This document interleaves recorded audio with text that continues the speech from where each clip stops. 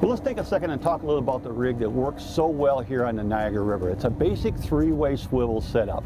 Your main line is going to be a braided material, and we recommend about a 10-pound test. Then you're going to have a dropper line that goes to a pencil weight, and that's going to be about an 8-pound test fluorocarbon. The reason for that is that if you do snag bottom, you want to be able to break off the sinker, not lose the whole setup. But your leader back to your spawn bag is also going to be fluorocarbon, and that's going to be about 8-pound test as well. And it's going to be about 5 feet long. And on the terminal end, a hook. And I'm talking a very small hook, about a number 12.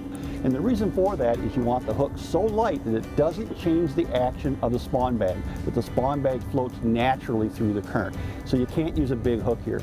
A number 12 hook is going to be the ideal setup. That's going to catch you a lot of steelhead and maybe a bonus brown trout and even a lake trout here on the Niagara River. I'm going to run the pink float egg. So the hook stands out, the float keeps that hook up off the bottom.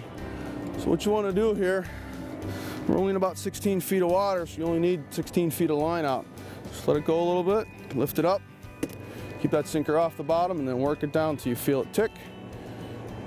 Once you feel it tick, just lift it up and let it ride. What we're doing is we're not bottom bouncing. That sinker is a bottom finder. It helps you find the bottom. Once you find the bottom, lift that sinker up so you don't feel anything. The feel you're trying to feel is no feel at all.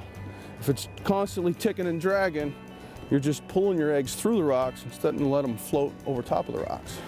Trying to get a natural presentation, I call it match the hatch.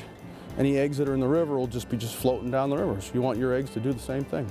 Yeah, right now, the salmon are finishing up. Most of them are done spawning, but there are some salmon spawning.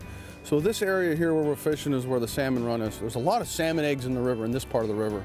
We go down below the bridge a little bit, that's where the lake trout spawn. So there's lake trout eggs in the river down there. You go even closer to the lake, the brown trout are spawning. So the brown trout are eating, dropping eggs. So right now, an egg bite is really good because that's kind of a match the hatch. The fish are in here eating eggs because you've got salmon eggs, lake trout eggs, and brown trout eggs. They've kind of got a smorgasbord.